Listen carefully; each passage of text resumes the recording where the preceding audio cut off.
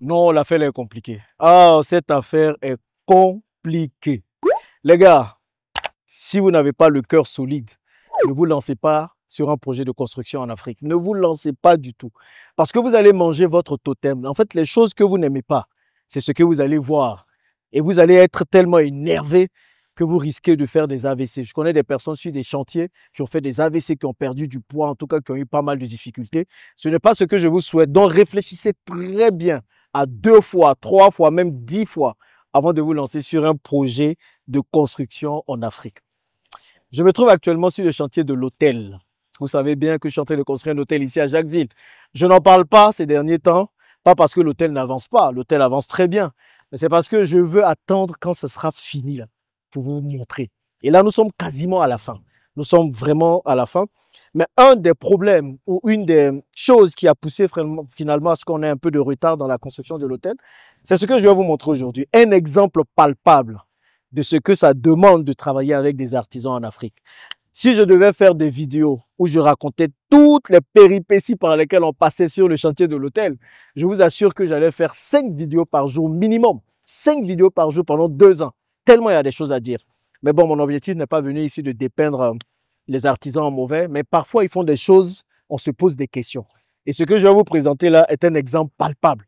Franchement, il n'y a rien qui peut expliquer ça. Il y a plusieurs personnes qui me disent, mais Jean-Yves, pourquoi tu n'as pas travaillé avec les Chinois pour ton projet d'hôtel? Vu la somme que tu as dépensée, c'est un gros projet. Il fallait travailler avec des Chinois. Moi, je reste convaincu qu'il y a des Africains qui peuvent le faire. Mais si vous voulez travailler avec des artisans africains, les gars, préparez-vous. Parce que ça ne va pas être facile. Venez, je vous montre juste un exemple. Là, on ne parle même pas de la saleté du chantier. Parce que un des gros soucis que j'ai avec les artisans ici au pays, c'est la saleté des chantiers.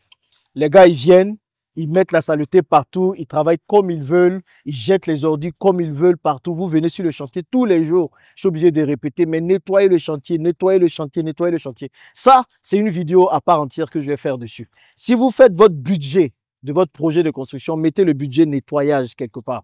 Parce que vous allez devoir débourser de l'argent pour nettoyer votre chantier.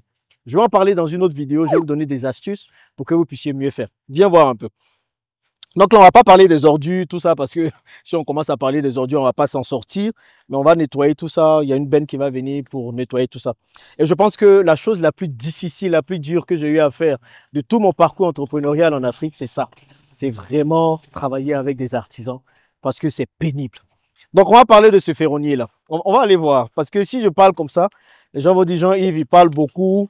Il ne raconte rien d'intéressant, rien de bon, pourtant c'est là.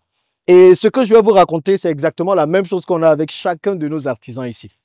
Donc là, nous sommes sur la niche. C'est ici que nous allons faire reposer tout ce qui est électricité, les compteurs et plein d'autres choses ici. Et donc sur cette niche-là, bien sûr, il faut la protéger parce que la niche ne peut pas rester comme ça. C'est une grande niche parce que nous mettons vraiment des équipements de qualité ici. Déjà même le problème de la niche n'était pas censée être aussi longue. Mais bon, ça c'est une autre histoire. Bref, on fait avec. Si je vais tout raconter, on ne va pas s'en sortir. Donc la niche, on l'a construite, on a tout fait. On a mis les poteaux électriques et il y a tous les voleurs, tous les petits malins qui vont vouloir venir voler ici. On vous réserve de très bonnes surprises. Si vous venez voler, les gars, vous risquez de perdre votre vie parce que les choses qu'on va mettre ici vont vous secouer. Je vous dis en même temps, donc oubliez ça. Donc pour protéger la niche, on a dit qu'on a besoin d'une grille. Donc ça, c'est une grille. Pour faire une grille, il faut aller voir un ferronnier. Donc on est parti voir le ferronnier. On lui a dit, viens voir, prends les mesures et fais-nous une niche. Moi, comment je travaille avec les artisans, on s'entend sur un travail à la base, ils me disent combien ils veulent, on s'entend sur le prix et puis ils commencent le travail. Donc ce n'est pas une histoire de je paye mes artisans pas cher.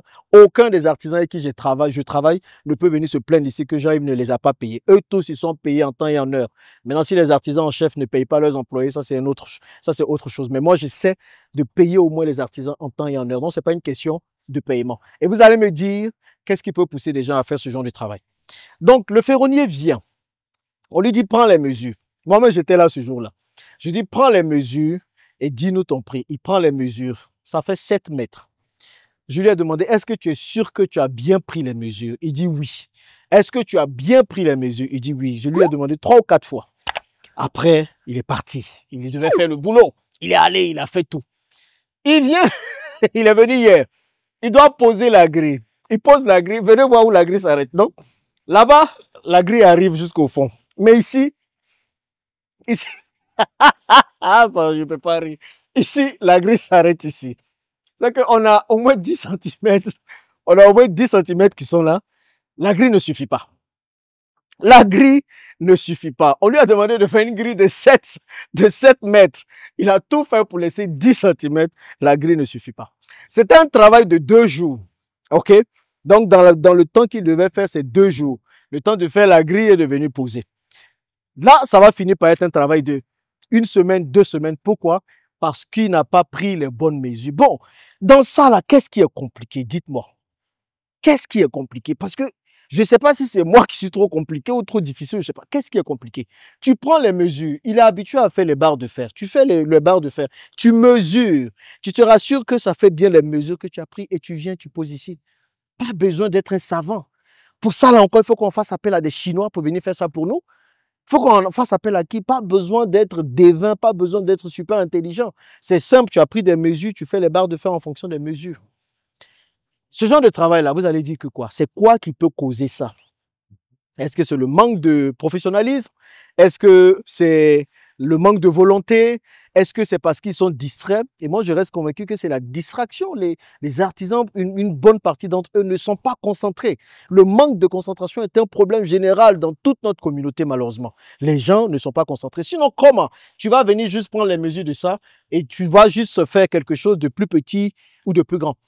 Et le plus souvent, c'est ça. Vous travaillez avec les rideaux. Vous allez voir des gens pour faire les rideaux. Ils prennent les mesures, mais les rideaux ne prennent pas bien toute la longueur, toute la hauteur que vous voulez. Vous travaillez avec les carreleurs, c'est la même chose. Avec les menuisiers, c'est la même chose. Avec les peintres, parfois, c'est la même chose. Si je vous explique tout ce qui se passe sur le chantier, les gars, non, mais je pense qu'on ne va pas s'en sortir. Mais je voulais vous montrer ça parce qu'à force, on ne peut plus se fâcher. On est obligé, je pense qu'on rigole parce qu'on est à bout. Et si vous voyez que je suis drainé par ce projet d'hôtel, c'est un peu ça. Parce que chacun des artisans, tu es obligé de passer derrière eux. Chacun des artisans, il n'y a pas un seul qui fait une différence. Si le carreleur doit passer, tu dois t'arrêter. Vous allez d'abord discuter. Bon, comment tu vas poser les carreaux? Qu'est-ce que tu vas faire? Est-ce que tu as bien pris les mesures? Et il commence à poser devant vous et il finit. Les maçons même, n'en parlons pas. J'ai dit, les maçons, ça a été le parcours de combattants sur le site. Parfois, il vient, il voit qu'il y a un trou ici pendant qu'il est en train de crépir un peu en haut. Il laisse le trou, il s'en va. Quand on vient, on dit, mais pourquoi tu n'as pas mis le trou? Pourquoi tu n'as pas mis du ciment dans le trou? Non, on ne m'a pas dit de mettre. Le pire, même parfois, il y a des irrégularités sur le mur. Le peintre vient, il met sur les irrégularités. Tu dis, mais bon, fallait d'abord crépir, ou bien fallait appeler le maçon pour crépir. Ah, moi, il est trouvé comme ça, il est fait, hein, parce qu'il ne sait pas. Il y a des gens même, il y a des maçons là, il y a des trous dans le mur, il voit le trou. Il dit, ah, j'ai laissé parce que je pensais que c'était le design. Mais comment on peut mettre design dans trou, on peut mettre trou dans le mur et penser que c'est un design? Et tous les artisans, c'est comme ça. C'est ce qui fait que un projet qui est censé faire 6 mois, on finit par faire 2 ans dessus. Parce que, bah, bref, il faut repasser. Et si tu as le malheur de ne pas être là pendant qu'ils font les choses, tu demandes à casser. Le nombre de choses que j'ai demandé à casser sur l'hôtel, c'est une dinguerie. C'est une dinguerie. Bref, en tout cas, on ne sait plus à quel sens se vouer. Mon objectif reste toujours le même, travailler avec des artisans africains sur ce chantier. On essaie d'y arriver, tant bien que mal. Et très bientôt, je vais vous présenter l'hôtel fini. Il est juste là. On n'est pas loin. Il reste juste une petite touche. Dès que cette touche est là, je vous montre l'hôtel et vous allez pouvoir venir voir le joyau que nous sommes en train de construire, voir ce que nous sommes en train de faire et voir qu'on peut faire aussi des belles choses malgré tous les sacrifices et toute la fatigue que cela peut apporter. On essaie quand même de donner le meilleur de nous. Mais les artisans en Afrique, je n'arrive pas à comprendre. Si vous le savez, dites-le moi dans les commentaires. Est-ce que c'est un manque de professionnalisme, un manque de volonté, un manque de sérieux, un manque de concentration? Bref, je ne sais plus quoi dire. Ne me dites surtout pas c'est parce qu'ils ne sont pas payés bien, parce que moi, je paye chacun de mes artisans bien. Personne ne peut venir dire ici que je le paye mal. Donc même quand vous payez bien, vous vous rendez compte que le travail ne suit pas, la qualité ne suit pas. C'est dommage. Donc je voulais vous partager ça, mais ça me fait rigoler quand je vois ça. Un travail qui était censé faire 2 jours, ça a fait 2 semaines. Parce que là maintenant, qu'est-ce qu'il va faire? Il va essayer de raccommoder. Et c'est ça le gros souci. Nos artisans, ils sont là en train de raccommoder tout le temps. Nous sommes dans l'imparfait en fait. Bref, ça fatigue. Écoutez, dites-moi dans les commentaires ce que vous en pensez. Bye.